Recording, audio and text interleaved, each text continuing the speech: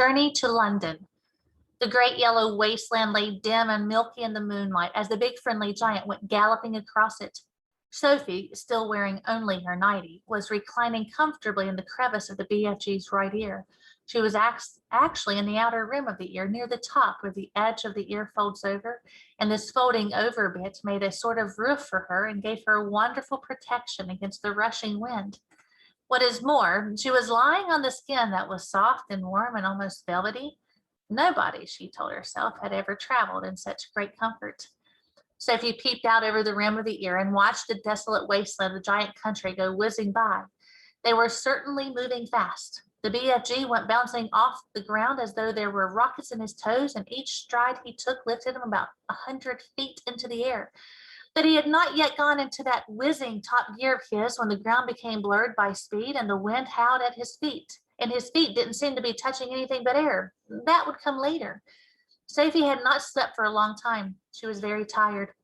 She was also warm and comfortable, and she dozed off. She didn't know how long she had slept, but when she woke up again and looked out over the edge of the ear, the landscape had changed completely.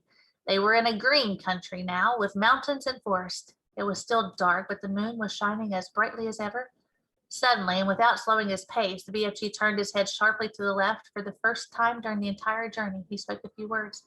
"Look, quick, quick over there," he said, pointing his long trumpet.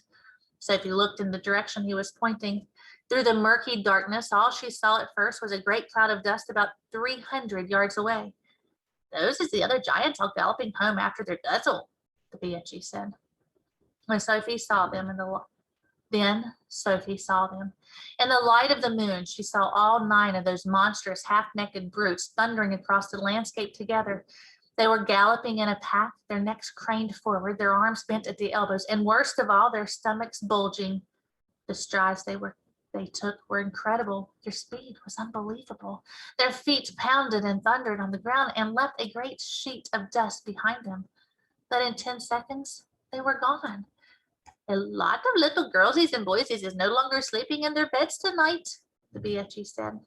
Sophie felt quite ill, but this grim encounter made her more than ever determined to go through with her mission. It must have been about an hour or so later that the BFG began to slow his pace. "We is in England now." Dark though it was, Sophie could see that they were in a country of green fields with neat hedges in between the fields. There were hills with trees all over them, and occasionally there were roads with the lights of cars moving along. Each time they came to a road, the BFG was over it and away, and no motors could possibly have seen anything except a quick black shadow flashing overhead. All at once, a curious orange-colored glow appeared in the night sky ahead of them. "We is coming close to London."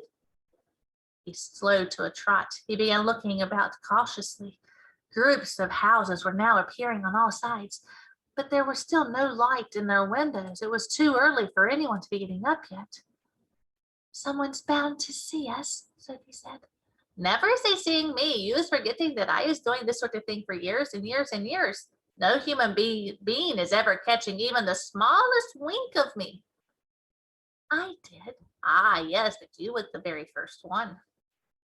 During the next half hour, things moved so swiftly and so silently that Sophie, crouching in the giant's ear, was unable to understand exactly what was going on. They were in streets. There were houses everywhere. Sometimes there were shops. There were bright lamps in the streets. There were quite a few people about, and there were cars with lights on. But nobody ever noticed the BFG. It was impossible to understand quite how he did it. There was a kind of magic in his movements. He seemed to melt into the shadows. He would glide. That was the only word to describe his way of moving. He would glide noiselessly from one dark place to another, always moving, always gliding forward through the streets of London, his black cloak blending with the shadows of the night.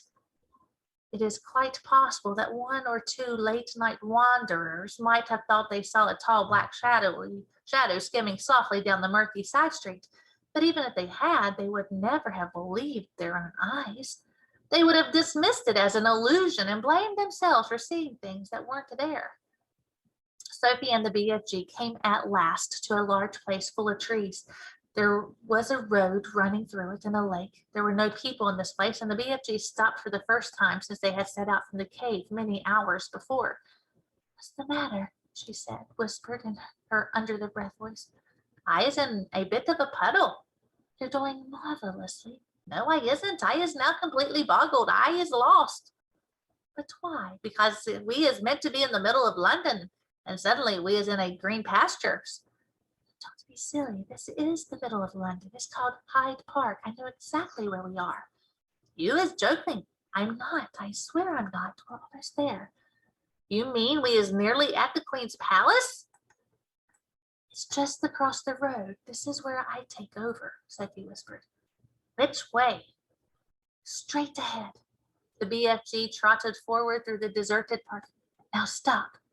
The BFG stopped. You see that huge roundabout ahead of us just outside the park? Sophie whispered. I see it. That is Hyde Park Corner. Even now, when it was still an hour before dawn, there was quite a lot of traffic moving about Hyde Park's corner.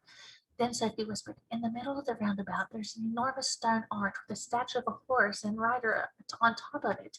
Can you see that? The BFG peered through the trees. Are you seeing it?